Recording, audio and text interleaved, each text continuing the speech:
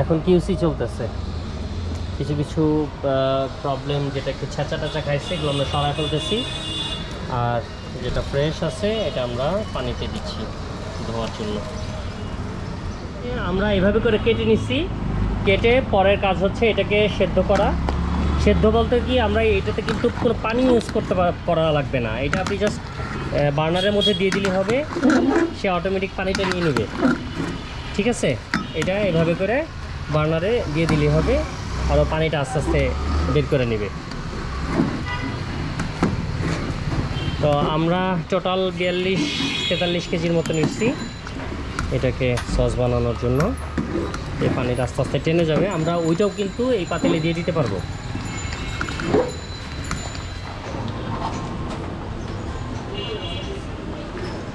কালারের জন্য আমরা কিন্তু ভিট দিচ্ছি, ভিট একটু কালারটা হবে লালচে লালচে, তবে খুব অল্প, এমনিতেই আমাদের টমেটোগুলোর কালার ভালো। তো আমাদের এই টমেটো কমতে থাকবে আর আমরা এরকম এটা অ্যাড করতে থাকবো।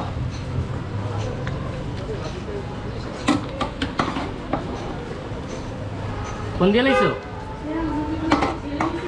ফোন দিছো?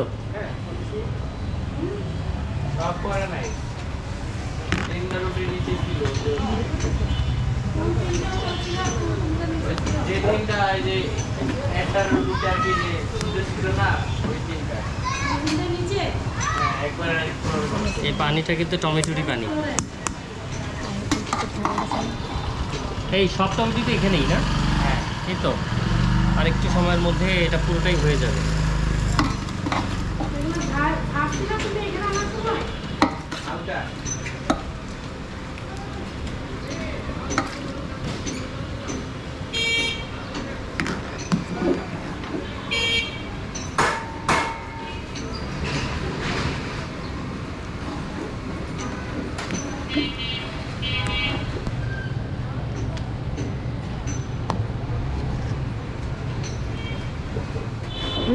ব্লেন্ড করো।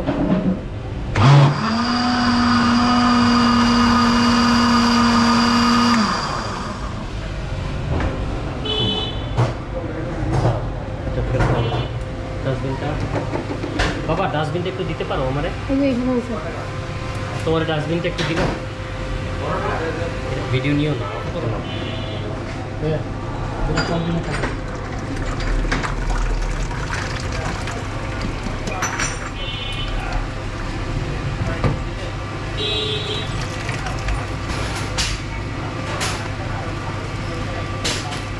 এই যে বিচিটা কিন্তু চলে আসছে,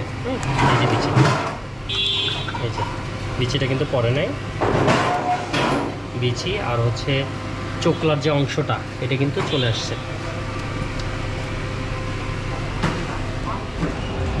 আমরা কিন্তু মোটামুটি পুরা 42 কেজি এইটুকু হয়েছে, এক পাতিল হয়েছে, দুই পাতিল ছিল, এক পাতিল হয়েছে।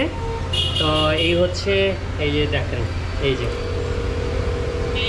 এইটা কিন্তু প্রাথমিক ধাপ। ঠিক আছে, এখন এইটা আমরা আগামীকালকে আবার, এটা এখন অনেক গরম, এটা ঠান্ডা হতে থাকবে, আর আগামীকালকে এসে আমরা এটাকে আবার এটা মশলার মধ্যে মিক্সিং করব এবং এটা বলে না গ্রামের ভাষায় বাগার দিব। ঠিক আছে, তখন এটা চমৎকার একটা ফ্লেভার আসবে, ভাজা ভাজা একটা ঘ্রাণ আসবে। তো এখন আপাতত ব্লেন্ড করে আমরা ছেঁকে নিলাম। ঠিক আছে, পরবর্তী সময়ে ভিডিওটা দেখার জন্য ধৈর্য ধরুন। আমরা 40 কেজি টমেটোর জন্য 2 কেজি রসুন নিয়েছি,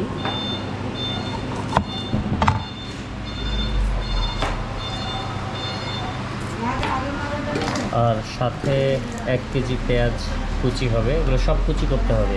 কুচি মানে কুচি হলে ভালো, আর নতুবা ব্লেন্ড করে ফেলানো যায়, ব্লেন্ড করলে আর এত ঝামেলা থাকে না।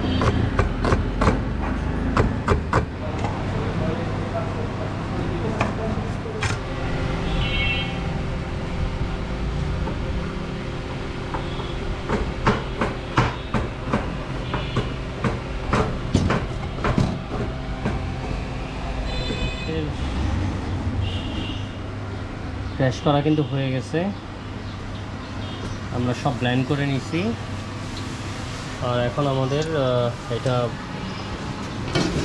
প্রসেস শুরু হবে। প্রথমে আমরা সয়াবিন তেল নিয়ে নিলাম। তেলটা গরম হয়ে গেছে, তো এখন আমরা দিয়ে দিলাম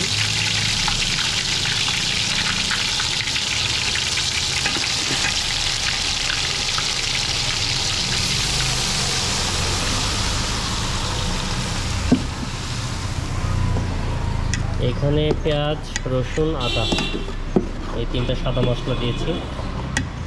এটা এখন ভালো করে আমরা ভুনা করব। ভুনা করার পরে আমরা মশলা দিব, গরম মশলা এবং সাথে একটু চিনি দিয়ে দিব, তাহলে আমাদের ভুনা কাজটা হয়ে যাবে।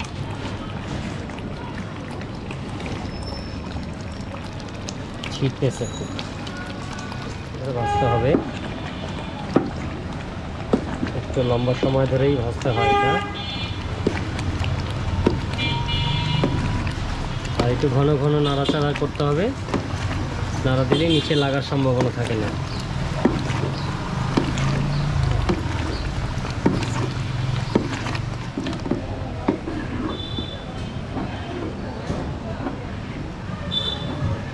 আমরা 40 কেজির জন্য 3 কেজির মতো চিনি দিয়েছি।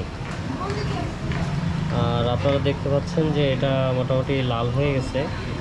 আর একটু সময় কষায় আমরা মিক্স করে দেব। পুরো মশলাটা কিন্তু আমরা ঢেলে দিয়েছি। এবার এটাকে কিছুক্ষণ জাল দিয়ে আমরা নামায় দিতে পারবো। ভালোভাবে জাল পাওয়ার জন্য আমরা এই বড় পাতিলে 2 পাতিলে ভাগ করে নিলাম, তাতে আমাদের শেষ সময়টার লাস্ট প্রসেসিংটা ভালো হবে। এই সস বানানোর ভিডিও কিন্তু আপনারা রাতে শ্যুট করেছি সেটাও দেখলেন, দিনে শ্যুট করেছি সেটাও দেখলেন। এটা আসলে একটু লম্বা সময় লেগেছে।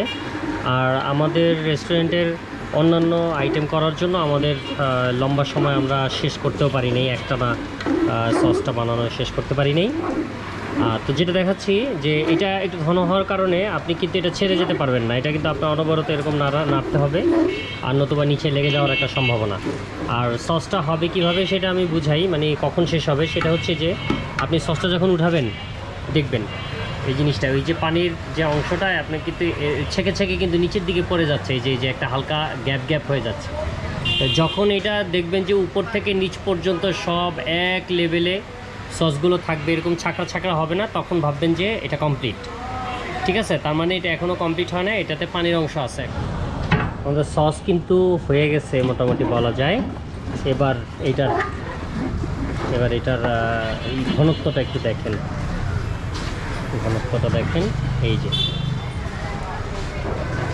ঠিক আছে, আগের মতো ছাঁকড়া হয়ে কিন্তু পড়ে যাচ্ছে না। ঠিক আছে, এখন হচ্ছে পানিটা কিন্তু তেমন একটা নাই, একদম ঘন হয়ে গেছে, এই যে একদম ঘন হয়ে গেছে।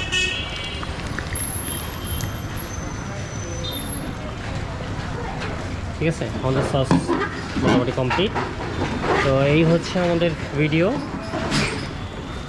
তো লুকোচুরির কিছু নাই, একদম সিম্পল।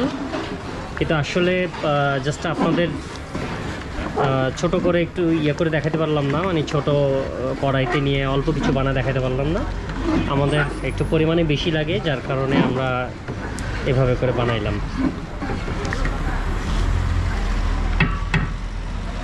আসসালামু আলাইকুম।